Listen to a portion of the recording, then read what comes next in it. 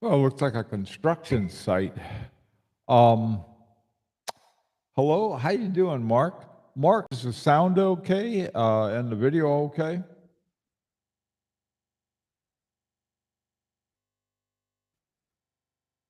Hey, Henry, Dominic, good to see you guys.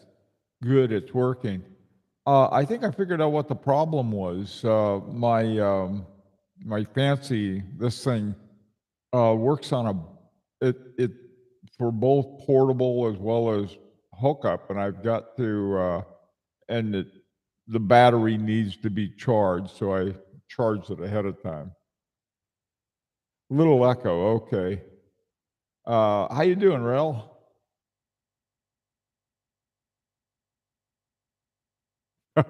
your ear, your ears are ringing. Hey, Lee, how's it going in fracking Gulch?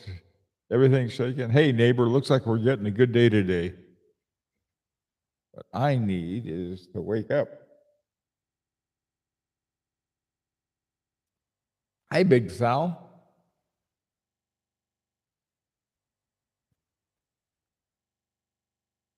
Okay. Let me tell you what I'd like to do today. Hey, football fan. Um, I generally don't like to talk about um, YouTube videos, watch videos, because it's sort of because I have my own, and it's an easy thing to do. But I think that it wouldn't hurt me to find out, to look around and see what other people are doing, and any ways that maybe I could improve or get some new ideas. And yeah, it's coronation day today. Yeah, for everybody in United Kingdom, you now have what King Chuck the Third, I think. So congratulations. um, okay, so what I want to talk about. Let me tell you how I sort of got started on this thing. I was sort of wondering about it. I saw this watch video that talked about. Well, we're going to talk about FP Journe watches, and I thought, oh, take a look at that and see what's up with that. So I did, and it was a woman named Britt Pierce. I don't know if you guys have seen her videos or not. Hi, James. Um, yeah, yes, I am. Um, the and so she was going on and on and on about having an FP Journe chronomet Sylvain. And it was sort of like it was so I don't know so put. Um, she was having such a good time, and it was fun listening to her. And a very different take on it. She did some very interesting things with the video, and I thought, wow. Um, so I was listening and sort of having fun doing it, and I realized, I mean, she's like, if there was ever anyone who asked me, I don't quite understand what a millennial style is. I think Britt has it nailed. I'll put it that way. Um, but it was very entertaining. It was one of the interesting things is that we don't think about too much. I don't think our guilt levels allow it, but she started off and had all these poor people starving, and here we are spending thousands of dollars on watches. And I thought, yeah, that's true, but I figured, well, I keep a lot of people employed. That's my excuse. Hi, Owen. How you doing?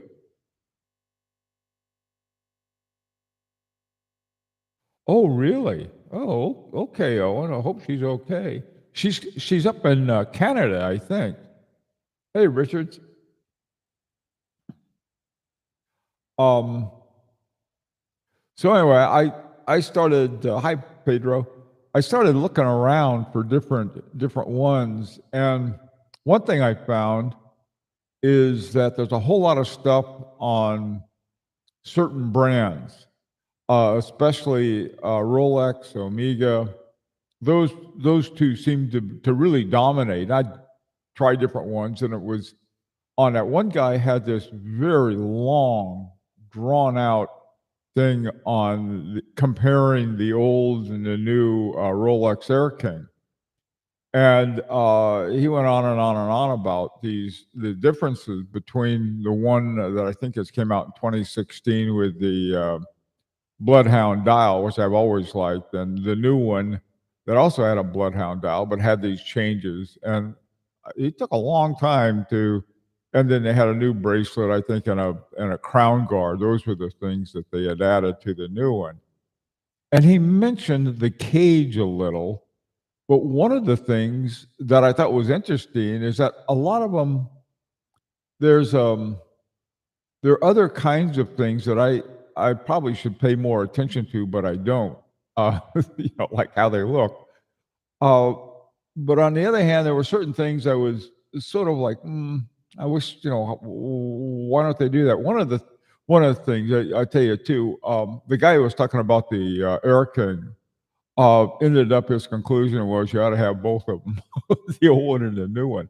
I like the old one because it has the same movement as the Milgauss, and I wondered how come nobody mentioned that. He did mention the removal of the cage because they have the better hairspring, namely the what they call Parachrome, Rolex Parachrome hairspring, which I think is. I like that a lot too. And I said, well, that's how come they switched it. But really, what they did was that they switched it to the same movement that's in the perpetual Oyster Perpetual, which is sort of their entry level one. I thought, well, that's sort of interesting. But anyway, I tend to look at things maybe a lot, a lot different. Then there was another one, and they were complaining about how awful the Air King was. And these are Rolex fans. And it's sort of like they seem to roll out the same one. Oh, the Yachtmaster 2 is ugly, and they don't like that one too much. Big mistake, I think, because I think it has one of the most brilliant pieces of movement in there for the regatta countdown start. It just really, I mean, I really like it, but I like it for, I guess, different reasons than the reason that people don't like it. Oh, anyway, so I thought, all right, so let's talk about that. I want to hear from you guys. There you go, Lee.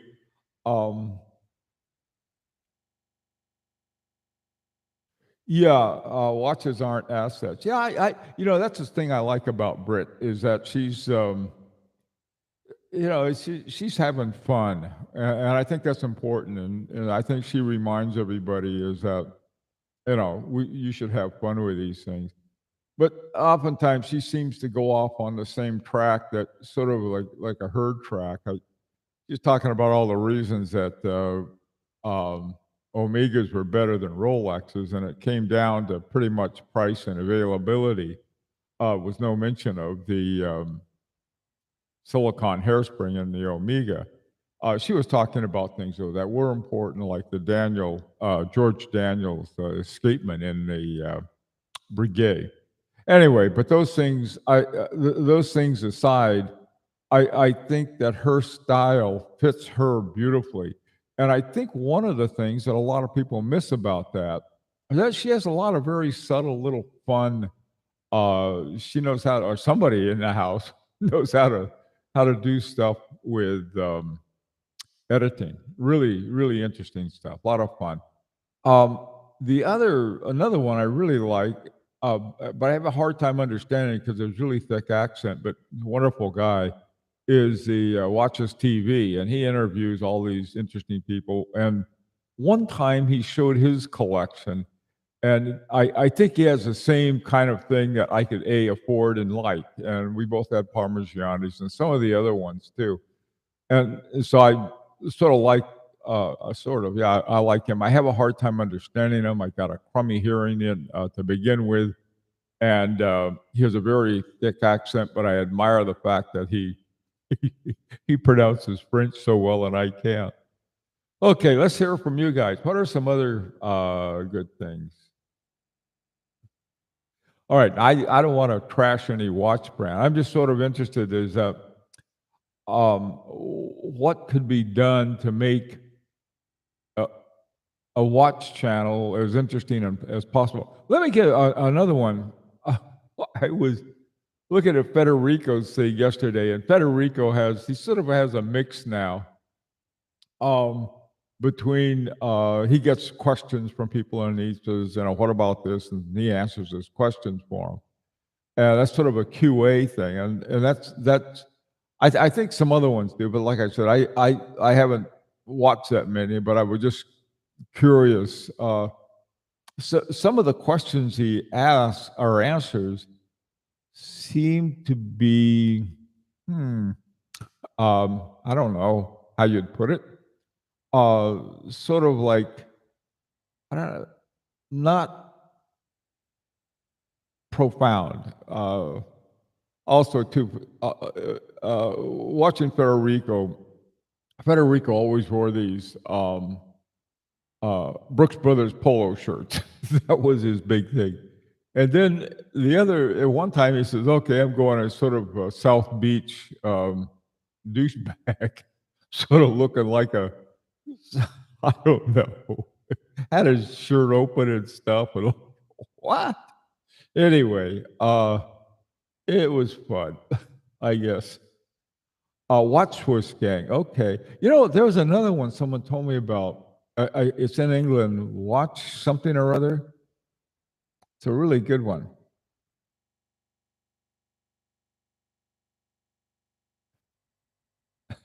Okay.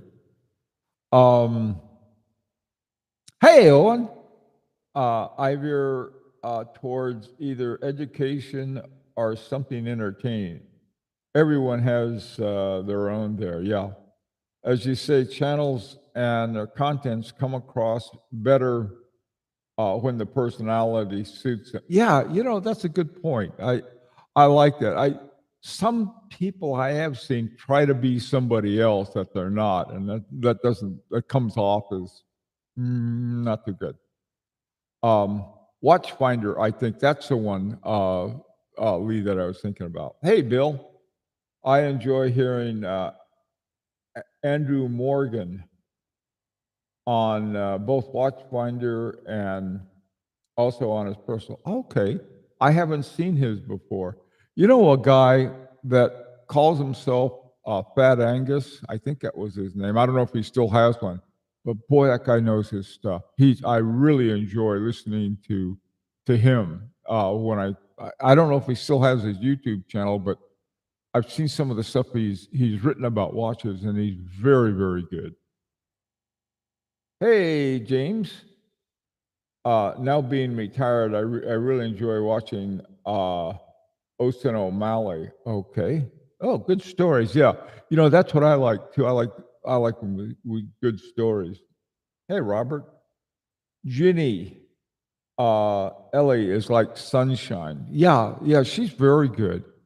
Um, and both she and she works on hers. In other words, when you see it, you get a very professional one. Me, I'm sitting here yakking away about the watches. Um, Case back watches is pretty good out of Germany. All right. Hey, neighbor, let's see. Chrono Guide watchmaker from Holland, very educational. Thank you. That looks like a good one. Swiss Gang watch. All right. I can lose myself for ages watching Naked Watch. Oh, the Naked Watchmaker. Oh, that's Peter. Peter. Who is his? Forgot his last name. Usually, most people know his last name because his watch company was named that.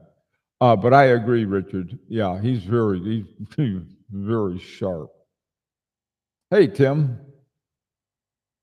Uh, hey, Bobby Legs. Big fan of. Oh, thanks, man. Hey, Tuna. And God save the king. Oh, okie doke. I turned on TV this morning to watch the morning news. All they had was a coronation on all of the channels. So I finally watched reruns of Leave It to Beaver. Nothing against King Chuck. Nothing at all. The third. Okay. I think one of the things, one of the comments that Owen made is to me one of the most valuable ones is people who have watch channels because they like watches and they like them in a certain way. Some of them like a very popular ones like Rolex and Omega and a number of other ones. And Seiko is another one that has a lot of information about it. And then, like I said, some people's personalities come through, and some people seem to be trying to do somebody else. I think that was Owen's point, is that they come across as who they are. There's something genuine about it. There's the ones they used to have, I don't know if Rancher, are you here today? Rancher used to have these really interesting ones they had a bunch of people would get together and they would discuss things. There was some kind of duck. It's a duck something or other so you can have a bunch of different people on. And that to me looked sort of interesting.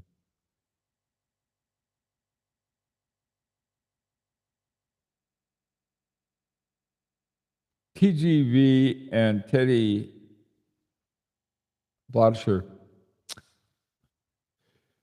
TGV, a long time ago now, God, I can't believe how long ago it is, that he and Federico had one together, and they'd get there and they'd talk and yak it up. And then something happened, and it went south and blew up, and they didn't like each other anymore. And then TGV was with Tim Mosso for a while. They were there together, and that didn't work out.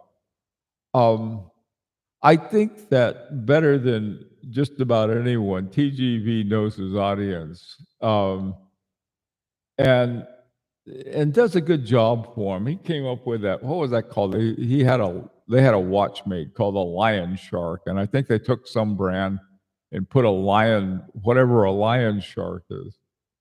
Hey, Geezer, TGV and Federico both also work for Watchbox. That's the one I'm thinking about. Yeah, thanks, Geezer. Hey, John.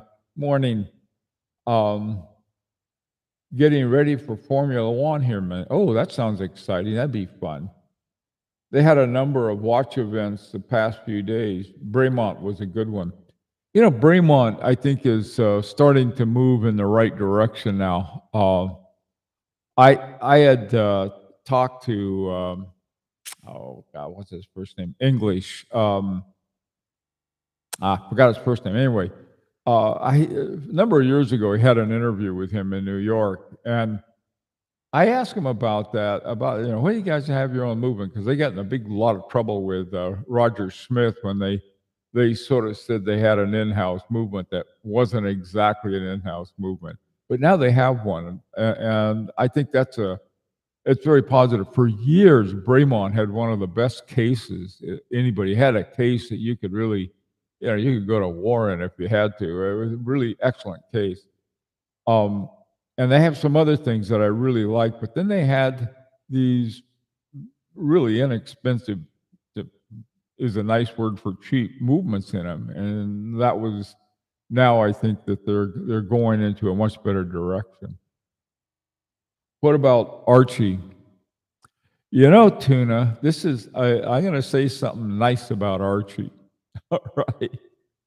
once upon a time, a lot of guys early on, I don't know how many years ago, but it's getting to be more and more years ago. He was one of the first, if not the first, watch channels that I ever saw, and he had some great information. He really concentrated on watches. He talked about different things that were really interesting. That especially I think a lot of beginners, really needed to know at that time. And then he sort of went somewhere else, and so I don't know. Archie is. Uh, Archie is Archie. That's one thing. In terms of his shows reflect his personality. Hey, Bill, Miss Clyde. Yeah, me too. He'll be back. He visits us. I wish he was here today. Um, Casual watch reviews have good discussions on Sunday. Okay, Richard, that's good to know about too.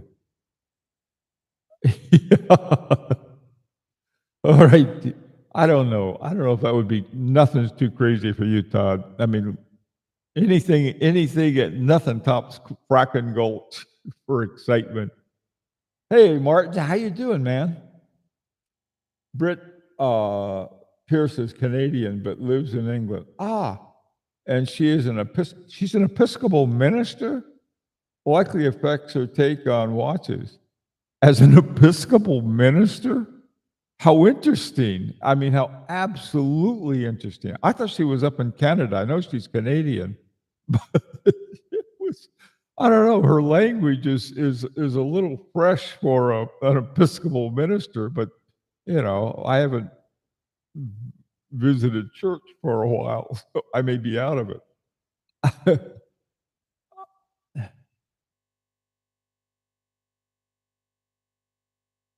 Yeah, tuna.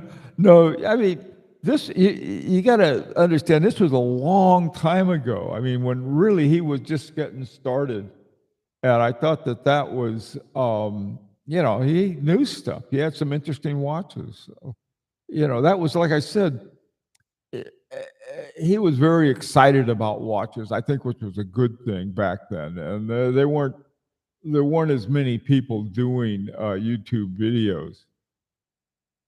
Hi, Javi. Hey, there's Rancher. We were just talking about you. Well, that's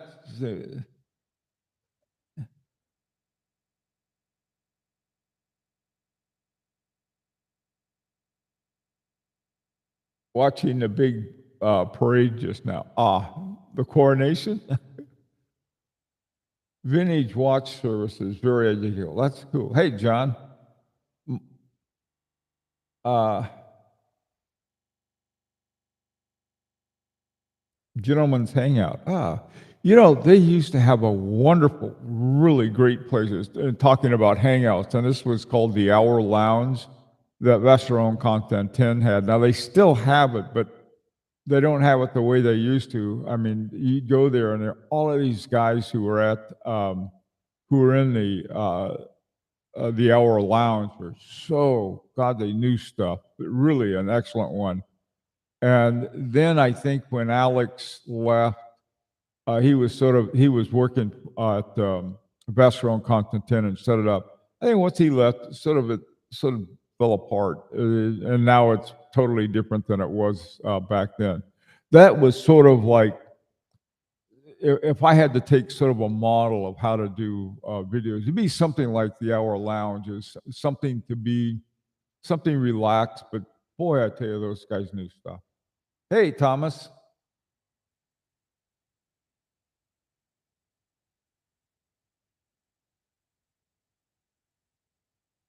Oh, that's cool.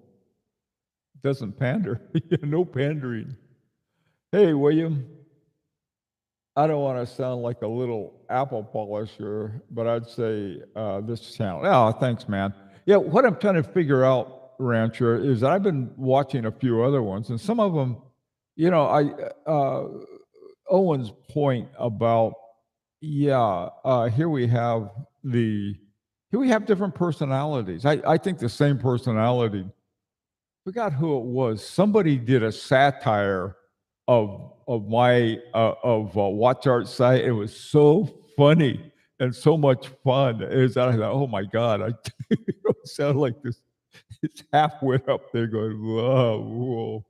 But it was done. It was a kindly one. I forgot who did it, but it was fun. It was funny.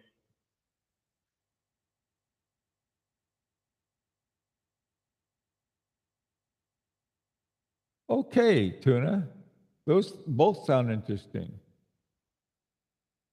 Haraj also does YouTube. I tell you one, there's a guy at I think Long Island Watches. He does stuff every now and then. I mean, like Long Island Watches, I bought my Seiko 5 there from them. That guy is great. Every now and then I watch that. I mean, there's no doubt about that. He's part of the watch selling business, but his stuff is really good. Blue Shirt Buddha Weekend Hangout. This was the one I think I was talking about earlier, Rancher, where you had the thing and people got together and talked, and that was really a lot of fun. Yeah, that was great with Bruce too.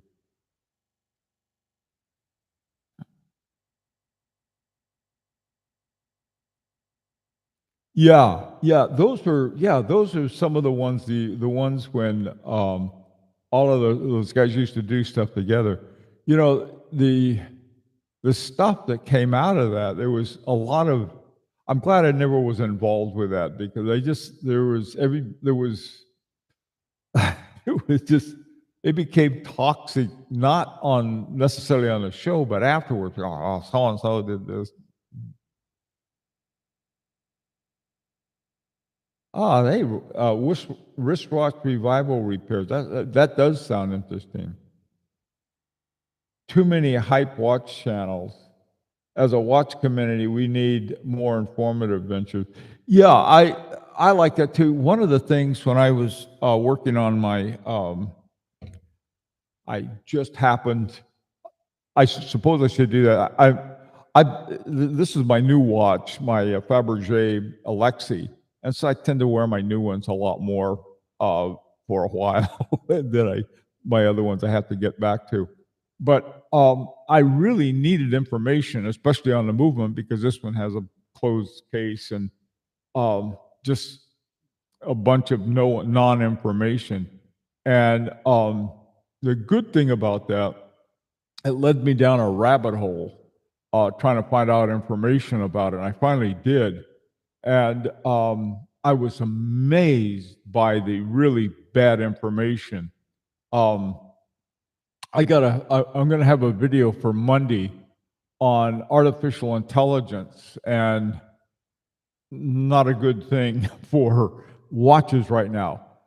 Sometimes, like being a nerd, I was really interested in what is it called? Lambda calculus.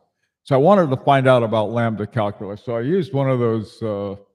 I forgot which one it was, but one of the artificial intelligence to tell you stuff. So I put in lambda calculus. Man, it came up with great stuff along with examples and everything else. I thought, wow, this is really great. And so, but then I did some other stuff later asking about watches. It didn't know jack or had it wrong. So I was like, oh, I think I was going to talk about that on Monday. Okay. Mark at Long Island Watches, Tuna. That's it. I think that's the one. I don't know what about this guy, but he's just good. I mean, it's sort of like, okay, we're going to do this, and this is it, and this is what's going on, and there's something about it that I think everything he says is perfectly right. So,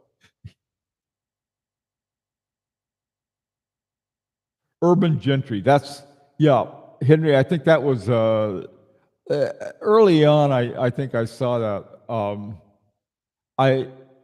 And this was the one that Rancher was talking about back when they had these guys would talk about watches and they'd get together. I think at the time Federico lived in New York, and So they would all join together and they'd talk about stuff, and it was always interesting along those lines. Adrian Baker has a good show. Ah, good. When he is solo. Hey, Hater, how you doing, man? Artificial intelligence will always be bested by natural stupidity. Yeah. Years ago, I used to work with these guys. There was a group when I was in San Diego. There was a General Dynamics was there, and they had all of these brainiacs working there, and we'd have a Thursday meeting. Every Thursday meeting, they'd get together and they'd talk about a language called Forth. And Forth is now the only place you can find anything like it is a PostScript language is in where you have a PostScript printer. And I use that language for putting together all kinds of stuff. And there were some people who came from a group that was called LISP, L-I-S-P, and they were this is back in the 80s. They were the early artificial intelligence people. And what they said it's more of the former and less of the latter. And I worked with a group that was at UC Santa Barbara and UCLA, the ethnomethodologists, and they were trying to figure out how people made sense out of anything. And God knows how they would apply that to artificial intelligence. But there are all kinds of interesting aspects to that. In certain things, it's really great. It really is. Like when I looked up lambda calculus, here it is, and gave great examples and everything. At other times, with other stuff, but like I said, trying to find out something with any kind of complexity to it, it runs into problems.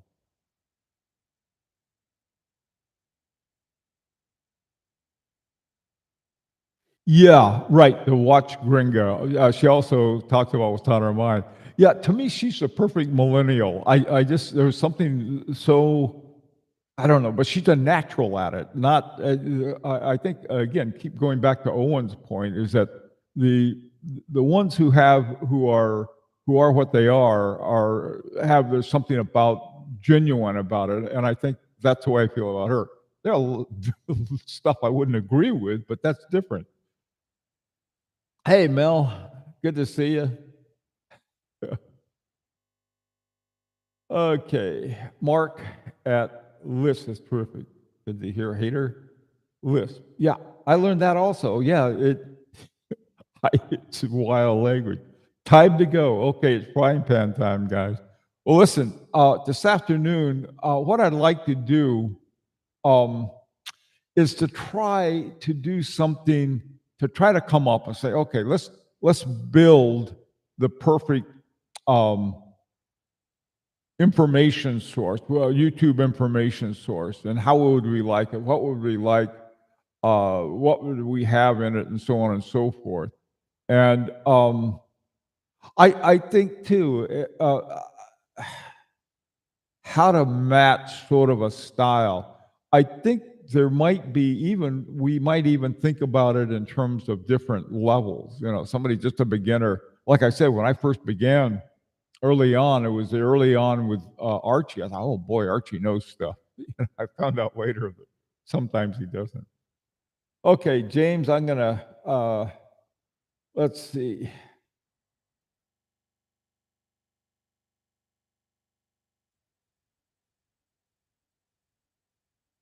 I don't know. On Fabergé. Yeah, listen, no, what happened, this was, James, I'm glad you asked that. This is where I got madder than a wet hen at artificial intelligence, because they told me it had a different movement in it that I clearly didn't want. And so I had to go do all of this stuff, and I finally was able to nail it down to a Frederick Piguet, I think it's 1180 or 1150, something like 1150, I think.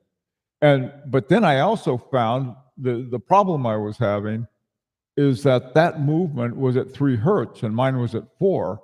And so I finally found a source, and it went through. It had the size, this, that, and even a number of joules plus 4 hertz. And what it turned out to be. Some they simply tuned it to from 3 to 4, and one of the ways you know it's pretty much the same one. It went from 100 hours to 72. Well, if you change the hertz from 3, which would have 100 hours, and you change it to 4, you're going to lose some hours because of the higher speed of the frequency. I learned something that way. So no, I am James. Let me tell you something. 100% on this watch now. I don't like the fact that it doesn't have a back to it, but I decided, well, I'll be wearing it this way for the most part. All for it. Look, guys, 4 o'clock this afternoon, New York time, if you're interested, and hope to see everybody then. In the meantime, take care. Happy Coronation Day to all of those in the United Kingdom. And say, give my best to King Chuck.